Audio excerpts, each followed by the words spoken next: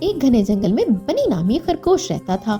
وہ اپنی چالاکی اور ہوشیاری کے لیے پورے جنگل میں مشہور تھا۔ ایک دن بھوکی لومڑی نے سوچا کہ وہ بنی کو دھوکہ دے کر اپنا شکار بنائے گی۔ لومڑی نے ایک چالاک منصوبہ بنایا اور بنی کو ایک خوبصورت دعوت کا جھانسا دیا۔ لومڑی نے کہا، بنی، میں تمہارے لیے مزیدار کھانے کا انتظام کروں گی، تم میرے غار میں آ کر کھانا کھاؤ۔ بنی نے فوراً لومڑی کی نیت بھانپ لی، لیکن اس نے اپنی چالاکی سے کام لیا۔